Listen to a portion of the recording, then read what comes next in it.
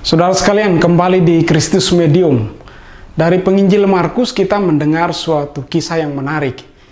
Ketika para murid bersama Yesus berada di atas perahu dan mereka akan menyeberang, hari sudah petang, Yesus tidur nyenyak di buritan kapal perahu dan para murid merasa takut karena angin yang dahsyat, ombak yang masuk ke dalam perahu dan perahu mulai penuh dengan air. Mereka takut.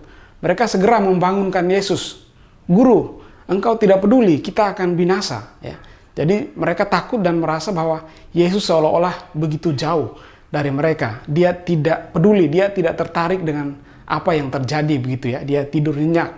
Kita tahu kalau kita di tengah laut, kemudian ada gelombang, ada angin kencang, kita pasti merasa takut seperti para murid.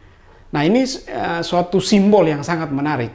Hari sudah petang, Yesus tidur nyenyak, ya. Para murid ketakutan dan angin datang dengan kencang, ya. Lalu air masuk ke dalam perahu. Nah, ini menarik. Ini suatu paradoks, ya.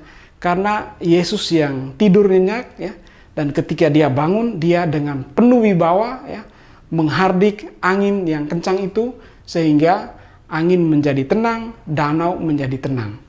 Lalu para murid, ya, mereka bertanya-tanya, ya, siapa orang ini? Sehingga angin pun taat padanya, danau pun taat kepadanya. Jadi Yesus menunjukkan kewibawaannya. Dia tidur nyenyak, tetapi ketika dia bangun, ya, dia menghardik, ya, angin dan semuanya menjadi diam dan tenang.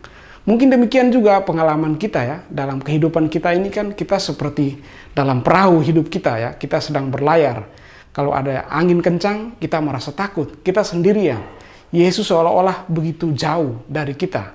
Dia tidur nyenyak rasanya ya, dia seperti tidak peduli dengan apa yang kita alami ya. Kita merasakan kesulitan dalam hidup, kita merasa ada krisis, ada sesuatu yang ya, membuat hidup kita menjadi ya, terancam ya, kita mau berlari kepadanya, tetapi dia tidak segera menjawabnya. Dia seolah-olah tertidur dalam perahu hidup kita.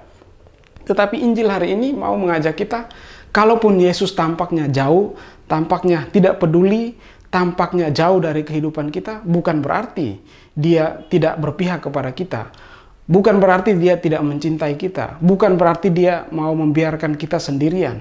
Tetapi dia tetap mau menunjukkannya ya. Juga ketika dia tertidur, kuasa Yesus itu tetap ya berpihak kepada kita. Kuasa Yesus itu tetap bisa mendiamkan alam, mendiamkan angin yang ribut, mendiamkan ya air ya, yang masuk ke dalam perahu hidup kita. Maka Injil hari ini mengajak kita, mari kita tidak kurang kepercayaan kita, tidak berkurang pengharapan kita.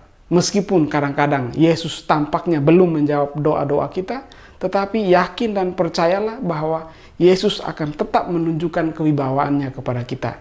Dia Tuhan, dia pencipta, dia penguasa atas hidup kita. Maka kalaupun ya dia tampaknya jauh, dia selalu dekat dalam hati kita. Ini suatu antisipasi ya, kalau kita merenungkan peristiwa salib ya, kematian Yesus itu suatu sumber kehidupan ya. Ketika dia sudah mati ya, ada prajurit yang menikam lambungnya, di sana mengalir air dan darah. Jadi ini suatu paradoks ya. Dia mati, tapi justru dalam kematiannya itu ia memberikan kehidupan kepada kita. Kalaupun Yesus jauh dari kita tampaknya, yakin dan percayalah, jangan putus asa karena dia adalah Yesus Tuhan yang memberikan damai, memberikan harapan, memberikan kekuatan kepada kita.